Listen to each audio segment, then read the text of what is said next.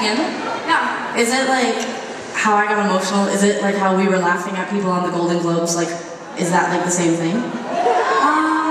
Like when people go up on the Golden Globes and we would be laughing at them a few days ago. No, because this is your stage. And what makes people cringe at awards shows is when people spend their like 35 seconds or 60 seconds unraveling paper from their pocket and like talking about how their dress got stepped on and like congregating behind the microphone and like kissing each other and shit, and then they start with like emotional speech and you're just like, oh, the music's coming. Oh no, they're gonna yank them. What you were doing, I mean, you could have gone on for quite a while before we would have turned your mic off. I think it's nice that you're feeling so emotional. You may remember a few days ago in Edmonton when I had that moment, well, when we had that moment with each other. Do you remember? Can you expand on that? Yeah. Well, I want to play a game right now and see if I could somehow turn the story into something about the next song so it feels relevant. Okay, got it. So, the other day we were in Edmonton and we were playing this radio station event and there was all these fans there. It was so fun and the show was good, but mainly we were just really funny that night, so, which is pretty much why Sarah and I do what we do still at this point, is just for the jokes, but, anyway, we played this one song and at the end, I looked over at Sarah and she was like, oh, I just had this pang of nostalgia, and I was like, oh my god, me too. And Sarah was like, well, what was yours about? And I was like, well, I don't want to say it, because then you might change yours, so like, maybe, I don't want to influence you, so on the count of 3, let's say what we've thought at the same exact time. And so then, I was like, 1, 2, 3, and I said, Mom, and Sarah said, high school. Which, to us, that's the same thing, virtually, so, what's the point? Oh yeah, so, I'm trying to tie it into this next song, so watch this. Don't call Mom a drug addict. I won't. So, anyway, I was saying that, well, there was a mom in the audience, and I could see the mom was sitting with her daughter, but there was also, like, a grandma sitting behind them, and I didn't know until later on that they were all together. It was like 3 generations of Tegan and Sarah fans, and we've been around that long, so, thank you.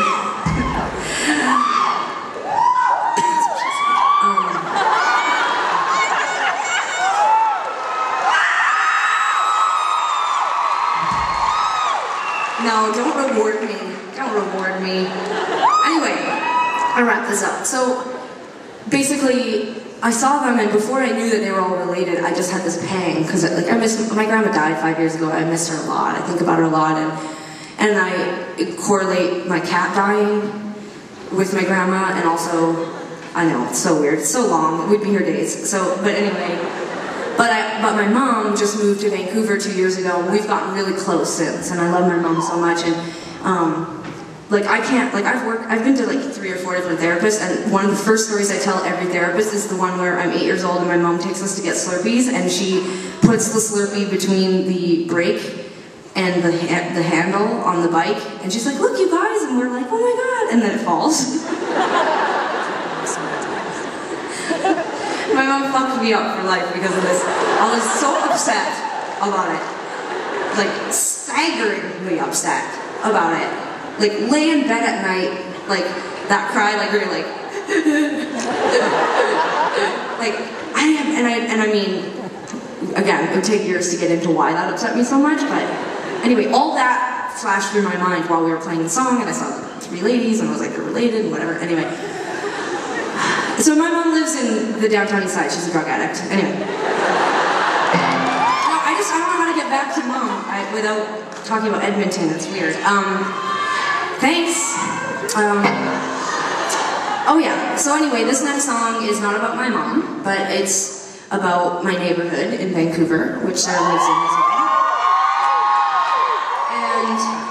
And when I talk about it, I get really emotional, and then I feel like a geek, which is pretty much where we started off 10 minutes ago, right? Yeah, okay. So, Anyway, it's kind of weird to play a rock song about a neighborhood that makes you feel really sad because you get all amped up and pumped and everyone sings along and then you feel kind of like a jerk. But it's a really interesting neighborhood. It's really sad and scary, but it's also got an incredible family vibe, and there's so many things that are happening down there that are helping the people that live on the downtown east side. And anyway, I just wrote this song because I'm a self-absorbed narcissist, and I thought maybe if I wrote a song about something other than myself, I might be less narcissistic, but as it turns out, I'm not. So there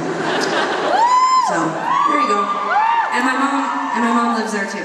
So.